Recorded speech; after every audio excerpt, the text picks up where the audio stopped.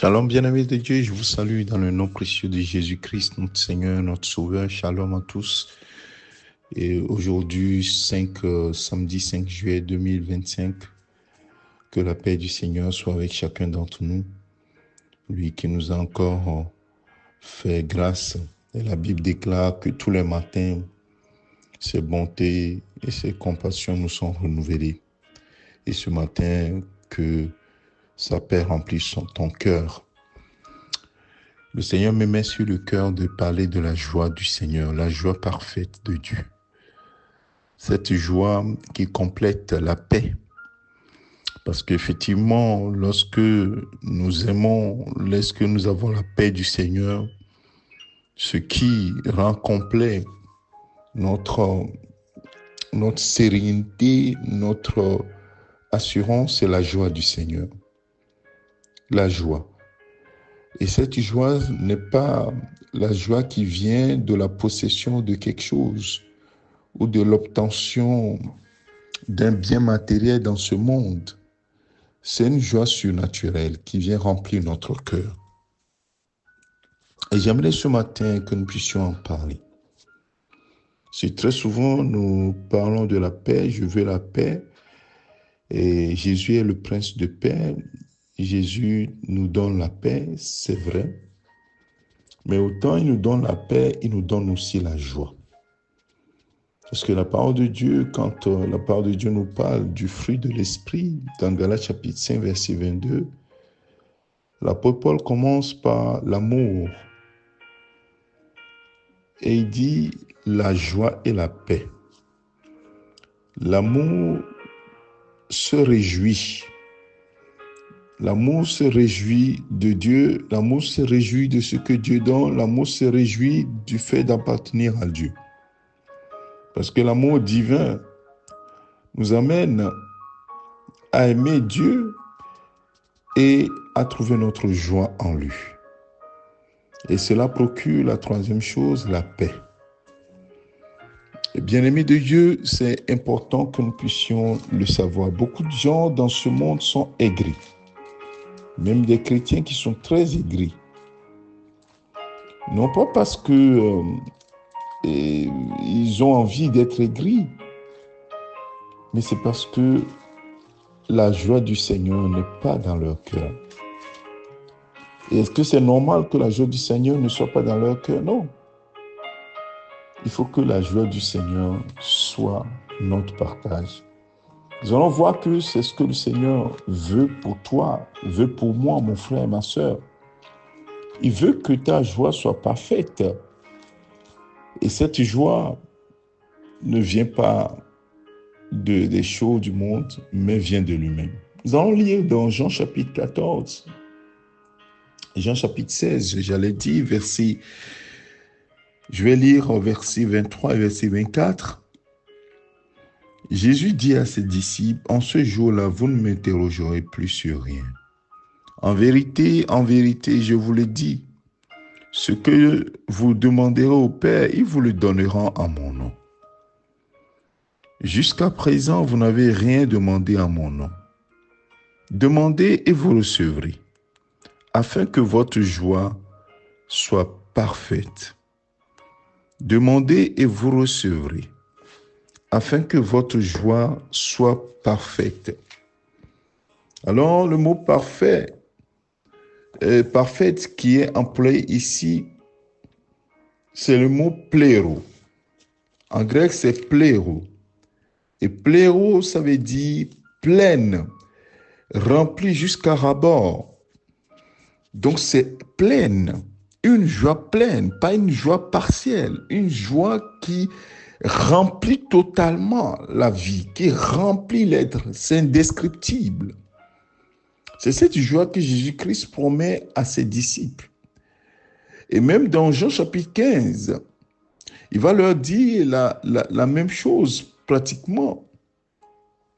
Il dit dans le verset 10 et le verset 11, c'est le verset 11 qui m'intéresse, « Si vous gardez mes commandements, vous demeurerez dans mon amour, de même que j'ai gardé les commandements de mon Père et que je demeure dans son amour. Je vous ai dit ces choses afin que ma joie soit en vous et que votre joie soit parfaite. Donc nous voyons très bien que ce n'est pas notre joie. Il dit afin que ma joie soit en vous et que votre joie soit parfaite. Donc si la joie du Seigneur n'est pas en toi, ta joie ne peut pas être parfaite, mon frère, ma sœur. Cette joie pléro, cette joie pleine, cette joie remplissant jusqu'à ras-bord ne peut pas être en toi si la joie du Seigneur n'est pas en toi. Et cette joie vient du Saint-Esprit. Quand Jésus parlait, partageait à ses disciples, il était là avec eux. Mais il a dit à ses mêmes disciples que il vous est avantageux que je m'en aille. Et qu'un autre consolateur, allos parakletos, si l'autre consolateur, c'est-à-dire un consolateur qui est semblable à moi, un autre moi-même viendra et demeurera en vous et avec vous. Donc il va produire les mêmes effets, il va agir pareil. La Bible nous enseigne que le Saint-Esprit ne fera rien de lui-même. Il prendra de ce qui est à Jésus et nous donnera à ses disciples. Donc il prendra de la joie de Jésus et nous remplira pour que notre joie soit parfaite. Et c'est pour cela que le fruit de l'Esprit, non seulement c'est l'amour, il y a la joie du Seigneur. Et ce matin, je ne sais pas pourquoi le Saint-Esprit m'a mis ça sur le cœur. Parle de la joie, ma joie. Il faut que ma joie soit en vous. On ne voit pas ma joie en vous. On a l'impression que Dieu vous impose d'être ses enfants. Vous ne vous réjouissez pas en moi. Vous n'exprimez pas votre joie en moi. Votre joie n'est pas parfaite en moi. Demandez-la. Demandez que votre joie soit parfaite, que je vous donne ma joie. Cette joie pléro, cette joie pleine, cette joie remplissant jusqu'à bord doit remplir votre cœur comme ma paix parfaite également. Oui, sa paix qu'il donne. Alors mon frère, ma sœur, nous comprenons alors pourquoi Néhémie, quand il parlait à l'époque aux enfants d'Israël qui étaient affligés, qui se lamentaient, qui étaient tristes, il a dit non, ne vous affligez pas. Et il a dit que la joie du Seigneur va être votre force. La joie du Seigneur est votre force. Donc nous comprenons que la joie du Seigneur apporte énormément dans notre vie, comme son amour, comme sa paix. Cela nous permet de nous réjouir tout le temps dans le Seigneur. Nous comprenons que l'apôtre Paul en disant « Réjouissez-vous toujours dans le Seigneur ». Je le répète, réjouissez-vous. On peut trouver ça parfois exagéré en disant « Mais toi, tu nous dis chaque fois, Seigneur, apôtre Paul, par le Saint-Esprit, mais nous ne comprenons pas comment nous pouvons nous réjouir. Il y a des moments de tristesse. » Mais honnêtement, frères et sœurs, regardez dans votre vie le pourcentage de tristesse, le pourcentage de sentiments d'aigreur dans votre vie par rapport à la joie que vous avez. Faites le parallèle. Vous allez voir que vous avez plus de temps où vous êtes amer, vous êtes énervé, vous êtes triste. En tout cas, vous êtes tout ce qui est contraire à la joie. Très peu de chrétiens expriment la joie. Oh, même dans le moment difficile, ils ont la joie d'appartenir à Dieu. Et même dans le monde chrétien, oh, quelqu'un qui exprime cette joie, on dit non, la personne là, toi tu es toujours dans la joie.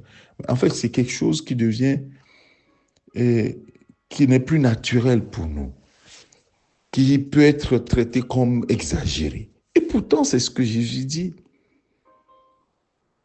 On a plus vu Jésus dans la paix, dans la joie, que dans la tristesse.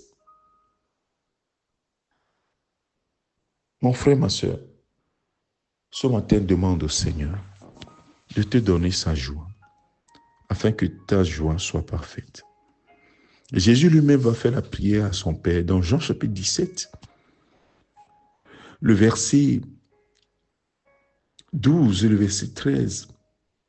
Lorsque j'étais avec eux dans le monde, je les gardais en ton nom. J'ai gardé ce que tu m'as donné et aucun d'eux ne s'est perdu, sinon le fils de perdition, afin que l'écriture soit accomplie. Verset 13. Et maintenant je vais à toi et je dis ces choses dans le monde, afin qu'ils aient en eux ma joie parfaite.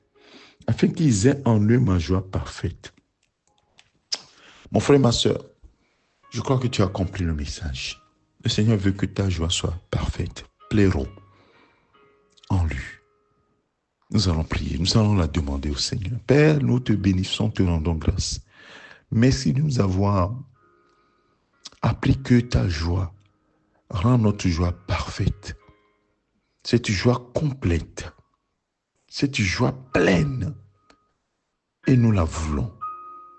Ô Seigneur Jésus-Christ, nous te supplions ce matin, donne-nous cette joie pleine. Tu as dit, demandez, vous recevrez, afin que votre joie soit pleine. Nous voulons d'abord que cette joie nous remplisse.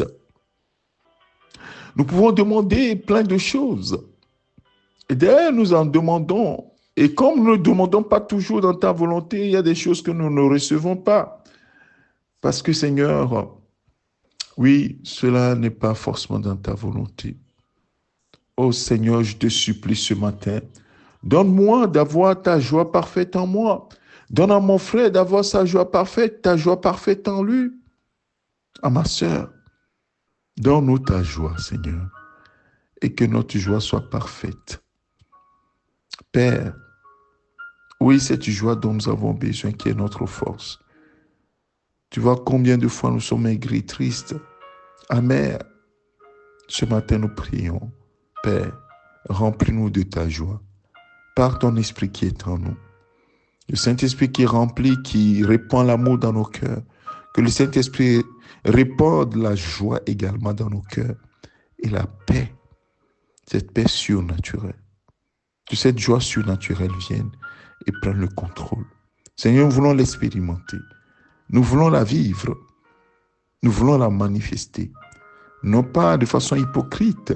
Non, la vraie joie qui émane de notre être. Cette joie pleine. Cette joie pléro.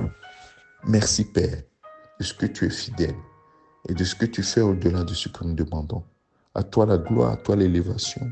Père, c'est au nom de ton Fils Jésus-Christ, le Prince de paix, celui qui donne la joie parfaite, que nous avons ainsi prié. Amen. Que Saint